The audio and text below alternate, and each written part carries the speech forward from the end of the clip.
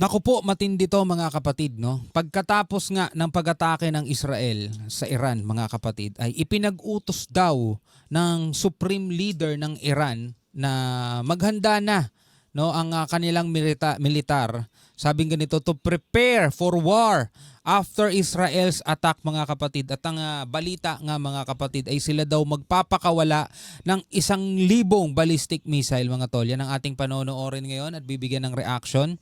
No, mula rito kay Mirror Now. Though malayo-layo sa atin to, mga kapatid, pero dapat alam natin yung mga ganitong klaseng balita dahil ito'y posible talagang pagmulan, no, ng mas malawak pa at mas matindi pang labanan at makakaapekto sa ekonomiya ng mundo na apektado rin naman tayo, mga kapatid, no? So huwag na natin patagalin pa, panoorin na natin to.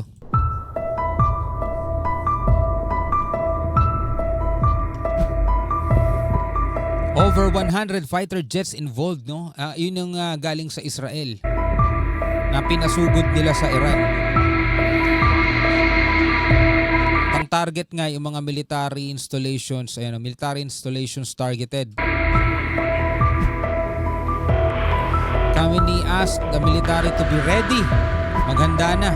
Iran planning to attack Israel. O plano nga ba nila, mga kapatid, ang gumanting muli, no, sa ginawa ng Israel?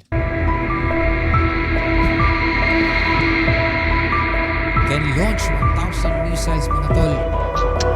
What is Iran waiting for? Ang hinihintay nila. Tension escalate after Israel's attack. Will the US help Israel? Tutulong nga ba, mga kapatid, ang Estados Unidos? Ito, 4 weeks, 4 na linggo, mga tol, ang nakaraan nung mag-launch ang Iran ng almost 200 o 180 ballistic missiles nila sa Israel. Na-intercept to, mga tol, ng Israel, pero nangako sila na magre-retaliate sila o gagante, precise attack, mga kapatid. At yun na nga, after ng 4 na linggo ay bigla na lamang nagulantang ang mundo dahil ang Israel ay nagpadala ng mga atake sa mga military target nila dito sa Iran. Na ang report naman ng Iran parang minamaliit nila dahil ilang radar system lang daw ang nasira, mga tol. Pero ayon naman sa ibang report ay tinarget talaga ng Israel, mga tol, hindi yung kanilang syudad. Diba? Ang tinarget nila, mga tol, is yung mga manufacturing ng nila, ng mga missile ng Iran. No, yun ang tinarget nila, hindi yung syudad.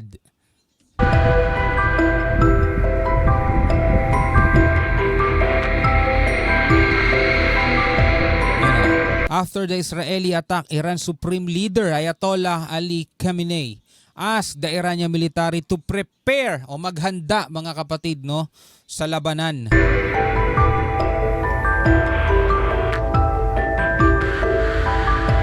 He also asked the military to devise a plan to respond to Israel's attack.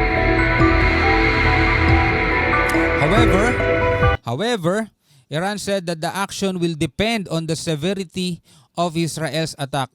However, ngunit sabi ng Iran ay ang magiging aksyon nila ay nakadepende kung magiging gaano kalala ang magiging atake ng Israel. Subalit, mga kapatid, lumabas na rin naman sa report nila na sabi nga ganun, failure daw, big failure o malaking palpak, mga tol, sablay yung atake ng Israel. At meron pa nga silang live visuals sa kanilang mga cities na parang wala namang nangyayari. At nabasa ko nga dun sa mga comment na nakatira daw siya sa Iran at parang wala naman daw, masarap daw na tulog niya, parang wala naman daw nangyari. Parang ganun, mga tol. At sabi pa sa ibang report, minamaliit nga ng Iran itong atake ng Israel at nakasira lang daw sila ng few radar system, no?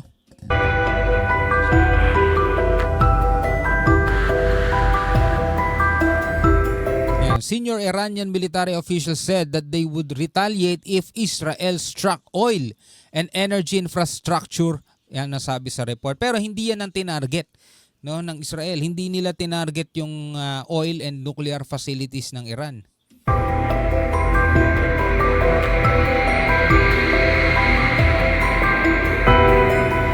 They added that if Israel assassinated any senior official, then they would strike the Jewish nation. No? Naku po. Pero wala rin naman tinarget na ganun ngayon ng Israel, mga kapatid. Kasi nangangahulugan ba to na hindi na sila gagante? So mas magbuti nga kung ganun para mas mapigil na, no? Mas humina ang kaguluhan dyan. No? Sabi nga kung may itutumba daw ang Israeli na senior official, talagang atake sila sa Jewish nation.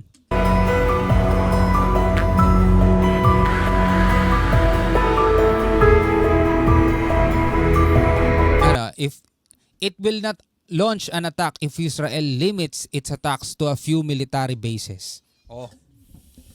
Hindi daw sila maglo-launch o hindi daw sila aatake kung ang Israel ay ang titirahin lang is yung mga ilang military bases nila, which is yun nga ang ginawa na Israel ayon dun sa report. Dahil ang tinira ng Israel, mga tol, is yung mga missiles manufacturing, missile factory na ang sabi rin sa report ay aabutin daw ng 2 taon, no, bago may ayos ulit yun. Kaya siguro isa pa sa mga magiging dahilan kung bakit hindi aatake ang Iran, mga tol, ay kasi nga kung yun ang tinarget ng Israel, eto batay lang sa analysis kung yun ang inatake ng Israel, mga tol, talagang pilay sila doon. At kung papasok sila ngayon sa matinding labanan, mauubusan sila kasi yung pagawaan nila o yung nagpo-produce ng kanilang mga armas is nasira dahil yun ang pinatamaan ng Israel, mga tol.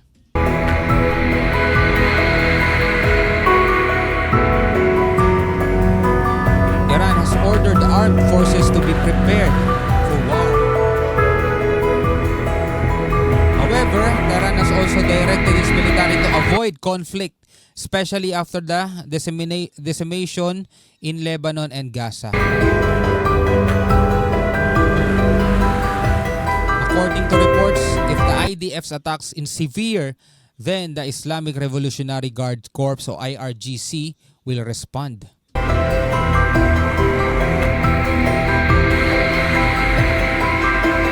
They might consider firing a barrage of over 1,000 ballistic missiles. Sabi yun. Iran's proxies in the region including Hezbollah and Houthis may also escalate attacks on Israel. Paano kung sabay-sabay pa, di ba?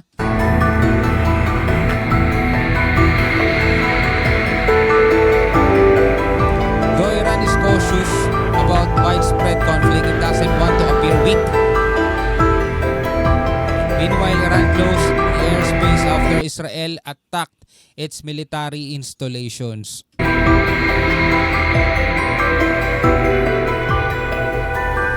Commercial plans avoided routes over Iran, Iraq, Syria, and Lebanon.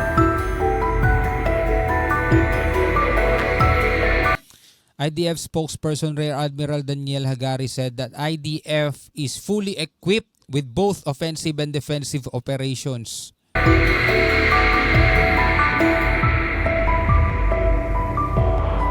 He confirmed that there are no changes to home front command guidelines at this time.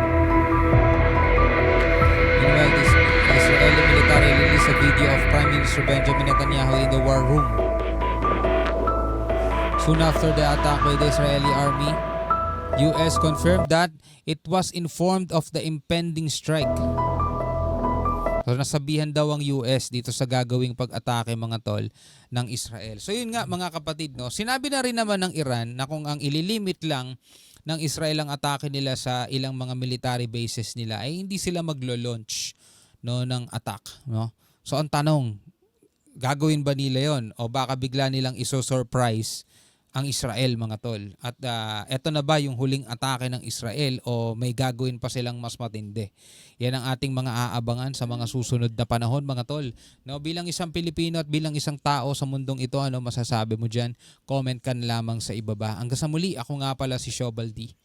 Peace out.